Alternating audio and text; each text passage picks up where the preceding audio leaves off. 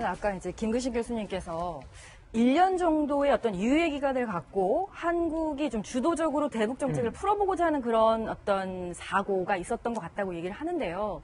만약 그랬다면 그 물밑 작업에서 그동안 북한과 뭔가 접선이라는 단어가 용이한지 모르겠습니다만 어떤 물밑에서 채널이 가동이 되었을지 됐느냐? 그 부분에 대해서 사실 저는 조금 회의적이긴 한데 예. 그러지 않고 희망적 사고로 우리가 1년 정도 시간을 벌어놓고 한번 해보겠다고 얘기했다면 이거 정말 큰 문제가 있다는 그런 어떤 굉장히 큰 걱정이 들고요. 예. 제가 왜 이런 말씀을 드리냐면 아무래도 외교안보나 국제부에 이제 오래 근무하다 보니까는 미국 정책 당국자들 만날 기회가 종종 있습니다. 예. 저 기억이 나요. 2013년 12월에 워싱턴에서 당시 육제회담을 주도했던 백악관 NSC의 마이클 그린 선임 보좌관을 인터뷰한 적이 있습니다. 마이클 그린. 그렇죠. 그 그린 당시 NSC 선임 보좌관이 이런 얘기를 했었어요.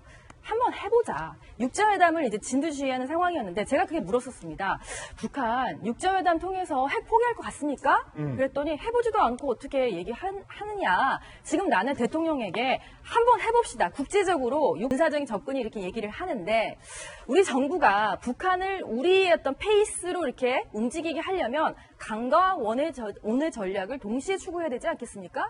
근데 저는 이런 부분에 있어서 우리가 좀 세밀하게 무엇을 가지고 움직인다는 생각이 들지 않기 때문에 이런 말씀을 드리는 거예요. 일례로 대통령께서 처음으로 문재인 대통령께서 독자적 대북 제재를 처음으로 본인이 얘기를 하셨습니다. 우리 정부 차원에서 하겠다, 해야 된다. 정말 실질적으로 북한이 아프게 느끼는 걸 해야 된다고 하는데 저희도 취재진이 있고 저희 예. 기자들이 어제 하루 종일 취재를 해왔어요. 그럼 우리가 갖고 있는 대북 독자 제재 카드가 무엇이냐? 없습니다. 거의 없습니다. 우리 스스로 피를 북한을 말리게 아프게 할 수 있는 게 없다. 북한을 움직이게 하려면 북한이 과거에 나는 피가 마르는 고통을 느낀다고 했던 비디식 무슨 금융 제재라든가 뭔가 소위 말하는 약발이 먹히는 대북 제재가 있어야 되는데 지금 우리 대북 독자 제재를 하겠다고 얘기는 했지만 이때 이제 휴가 얘기는 하겠습니다만 대통령이 휴가 떠나셨고 우리는 지금 현재 대북 제재의 어떤 효율적인 방안, 실질적인 방안이 보이지 않는 거. 이런 부분에 있어서 과연 북한이 우리 페이스대로 앞으로 갈 수 있을까? 저는 게임 체인저라는 단어를 쓰고 싶은데 이제 판이 바뀌었으니까 우리도 정말 치열한 고민이 필요한데 치열한 고민만으로 지금 충분할지도 사실은 모르겠습니다. 어허. 제가 볼 때는요, 이 사드 논란 또 사드 배치 결정 번복에 대해서는 두 가지로 설명이 돼요. 하나는 뭐냐면 지금 청와대 설명은 26일 날 이미 대통령이 자강대 쏠 거라는 걸 알고 있었다는 거 아닙니까? 그 말에 따르면 26일 날 알고 있었다면 28일 날 국방부에서 환경영향 평가를 하겠고 그 기간 동안 사드 배치 안 했다고 한 결정, 그 다음에 15시간 만에 그 29일 날 아침에 대통령이 다시 또 사드 배치를 결정하는 것. 이 두 가지 설명이 26일 날 알고 있었다면 설명이 안 되는 거죠. 그게 하나가 있고요. 두 번째로는 그렇게 설명할 수 있어요. 아, 정말 대통령 입장에서도 사드 배치를 미루려고 했는데 북한이 쏘니까 어쩔 수 없이 긴박한 상황이라서 생각이 바뀌었다 설명할 수 있습니다. 그러면 28일 날 밤 11시 40분에 쏘았던 북한의 그 행위, 그 이전에는 북한이 심각한 걸 몰랐다는 것인가. 그러니까 북한이 11시 40분에 쐈기 때문에 대통령이 깜짝 놀라가지고 사드를 놔야 되겠다 생각했다? 이것도 설명이 잘 안 되는 거거든요. 왜냐하면 모든 국민이 다 알고 있지 않습니까? 미국 관계자도 알고 있고 여론조사 해보면 국민들도 알고 있고 저희들도 알고 있고 전문가들도 알고 있듯이 북한은 계속 도발할 것이라는 걸 알고 있었고 이미 7월 4일 날 ICBM급 화성 14형을 이미 쏴서 모든 사람들 깜짝 놀라게 했잖아요. 그런데 그것이 그전에는 사드 배치가 필요 없다 생각했다가 28일 날 알고 나서야 했다? 제가 볼 때 설명이 되지 않습니다. 예. 저는 이런 것들이 뭐냐면 우리 김 기자 말씀하셨지만 문재인 대통령의 행여나 제가 생각할 때는 모범생 컴플렉스 있지 않는가. 어허. 다시 말하면 내가 선의를 가지고 미국을 설득하고 선의를 가지고 국민을 설득하고 선의를 가지고 중국을 설득하고 선의를 가지고 북한의 대화를 제의하면 결국은 내 뜻대로 될 것이다라고는 모범생 컴플렉스가 있는 거예요. 이것은 뭐냐면 외교안보 현실에서는 맞지 않습니다. 외교안보라는 것은 내 선의가 통하는 그 구조가 굉장히 복잡하고 상대방의 냉혹한 현실이 있는 거예요. 내가 움직인다 하도 상대방이 그렇게 움직이지 않는 거거든요. 그래서 외교안보 대북 정책에 있어서는 선의만 가지고 되지 않는다는 게 지금까지의 관례고 또 그것들을 선의로 가지고 내가 뜻하는 것을 이룰 수 있다고 생각한다면 그건 제가 볼 때 큰 착각이거나 나중에는 큰 잘못된 결과를 가져올 수 있다고 생각합니다. 네, 북한의 미사일 발사 그리고 문재인 정부의 사드 사기 조기 배치에 대한 다양한 이야기 들어봤습니다. 어찌됐든 북한의 이번 미사일 발사로 문재인 정부의 대북 정책의 기조 또한 바뀔 수밖에 없다라는 게 오늘 조간신문의 공통적인 의견인데요. 또 하나의 이슈는 이 와중에 다음 돌직구신문 함께 보시죠.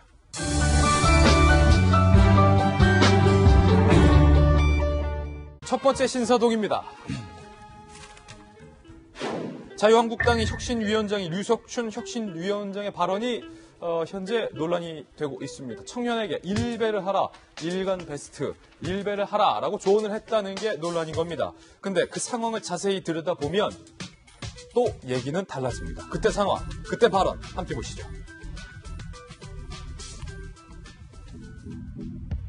애초에는 류석춘 혁신위원장이 일배를 하라라는 일배 권고 발언이 논란이다라고 알려졌는데 그때 그 상황을 좀 자세히 살펴보니까 먼저 한 청년이 물었다는 거예요. 대학생 청년 간담회 자리였습니다. 다른 정치 성향을 가졌다는 이유로 주변에서 저를 일배충 혹은 한국당 알바생 혹은 박사모로 낙인 찍는 그 분위기가 괴롭다.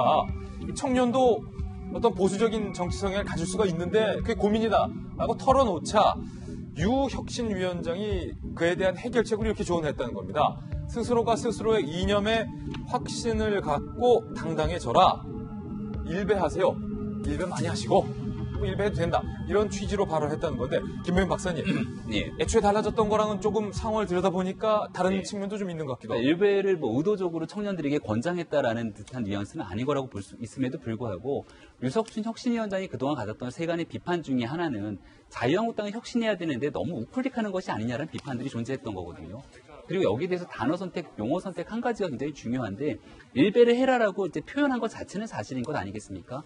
일간 베스트 활동 자체에 대해서 뭐 여러 가지 시각이 있습니다만은 일간 베스트에서 활동하는 여러 가지 글들 중에 많은 글들이 어찌 보면 상대방의 인격이라든지 이런 것들을 너무나 폄훼시키면서 일반 시민들의 상식적으로 좀 문제를 발생시킬 수밖에 없는 일들이 있기 때문에 여기에 대한 발언 한마디에는 좀 더 조심해야 되는 게 아니냐는 얘기가 나오고 있고요.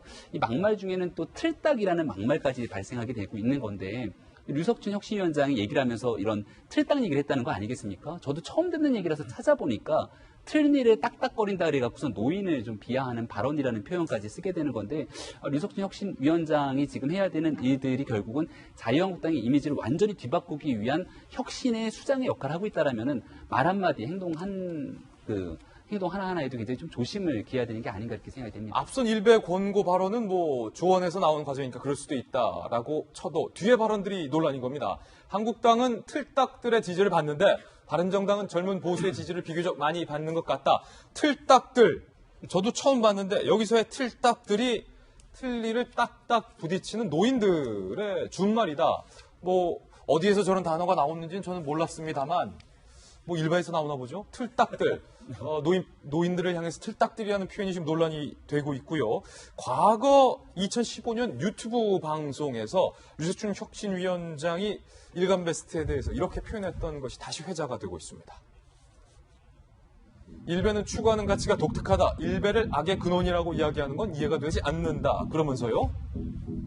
대한민국 정통성을 사랑하는 일배의 지향을 칭찬해주지 못할 망정 왜 비난했는지 이해를 못하겠다라고 밝힌 겁니다. 그리고 일배는 아주 순박한 삶의 애환에서부터 현대사에 깊숙한 것까지 아는 고수들이 숨어있는 사이트다. 물론 2015년 과거의 발언이긴 하지만 일배에 대한 어떤 인식 그리고 앞선 틀딱들 발언까지 바른정당이 이런 비판의 논평을 냈습니다. 바른정당 부대변인 발언입니다. 청년들이 왜 자유한국당이라는 말만 들어도 끔찍하게 싫어하는지를 잘 알려주는 자리로 전락했다.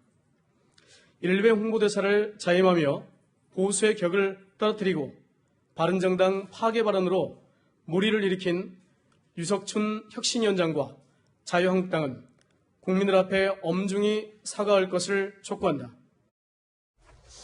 김우식 교수님, 이게 보수의 사실 핵심 가치 중에 하나는 청년들에게 꿈과 희망과 기회를 주는 거고 기성세대와 또 시니어들, 노인들, 선배들의 어떤 기치를 존중하는 게 보수의 제대로 된 이념인데 틀딱들. 유석춘 혁신위원장이 지금 계속 언론의 도마에 오르고 있는데요. 물론 유석춘 교수의 스스로의 어떤 정치적인 입장이나 생각들을 뭐 누가 폄하하거나 뭐 부인할 필요는 없다고 봅니다.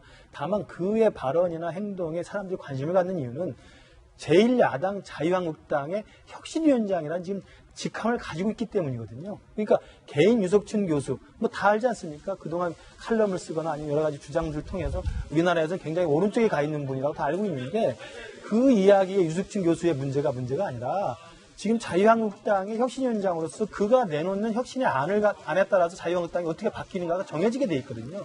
그런 맥락에서 본다면 정말 말 한마디, 행동 한마디, 단 한마디 조심해야 되는데 지금 나온 틀딱들. 다 모든 사람들이 처음 한 거 아닙니까? 유석준 교수님 때문에 처음 알게 돼서 감사하기도 합니다만 정말 보수정당이고 또 노인들에 대한 지지가 굉장히 일방적으로 굉장히 지속되고 굉장히 견고한 정당 아닙니까? 자기들의 가장 콘크리트 지지층인 노인들에 대해 틀딱들이라고 말하는 것 자체는 정말 생각이 없는 분이라고 볼 수 있고요.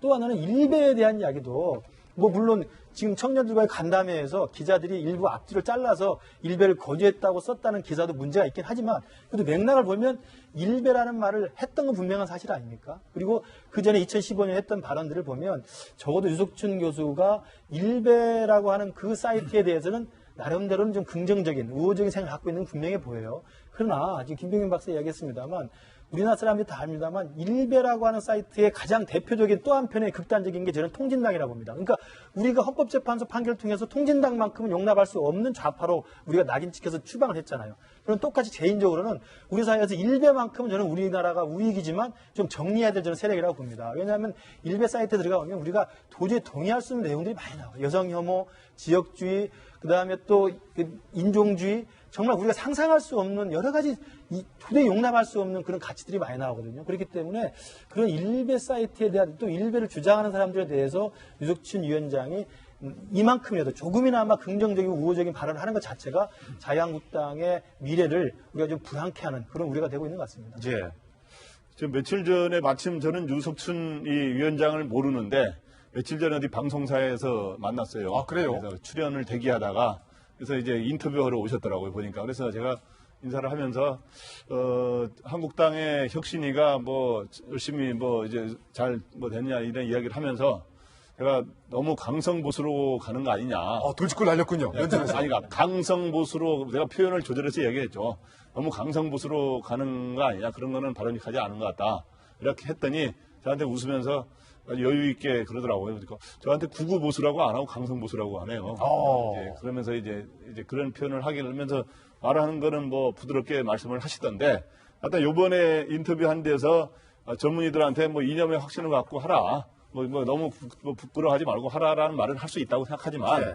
거기서 틀딱들이라든가 이런 표현들은 바람직하지 않은 것 같고, 그 다음에 뭐 일배 뭐 할 수도 있고 안 할 수도 있어요. 그러나 저는 일배는 저도 거의 들어가 보지 않습니다만은, 여러 가지 그 이념의 어떤 편향성도 논란이 될 수 있지만, 아까 같지만 여러 사람들의 어떤 인격권을 침해하는 이런 것들은 바람직하지 않거든요. 이런 것들은 시정이 필요한 것 같고, 근데 어쨌든 본인의 말한 거를 잘 실천할 필요가 있는 것 같아요. 한국당은 본인이 아까 전 이런 표현을 다시 한번 그러지만 틀딱들 지지를 받는데, 바른정당은 젊은 보수의 지지를 많이 받는 것 같다라고 했는데, 본인이 이제 한국당을 살리려는 혁신위의 책임을 맡았다면 그런 식으로 젊은 보수들까지 지지할 수 있는 그런 유연성과 진짜로 혁신안을 내놓아야 된다 이렇게 생각을 합니다. 제가 예. 간단하게 첨언을 하면요. 요즘에 제가 테니스를 배우거든요. 테니스요? 네, 테니스 코치가 이런 얘기를 합니다. 힘을 빼야 멀리 갑니다. 힘을 놔야 멀리 나갈 수 있습니다. 혁신위원장이라는 자리가 힘을 빼야 되고 상대방을 존중해야 되고 번이로운 겸손함으로 상대한테 다가가야 되는데 어떤 특정인을 비하하고 또 특정 단체에게 힘을 실어주는 이 힘 빼셔야 혁신 될 수 있을 것 같다는 생각이 듭니다. 예. 테니스에서 좀 배우십시오. 예. 뭐 테니스뿐만 아니라 골프 칠 때도 그렇고, 하다못해 당구 칠 때도, 탁구 칠 때도, 야, 어깨에 힘 빼. 이런 얘기를 많이 하죠. 네. 그냥 그렇다고요.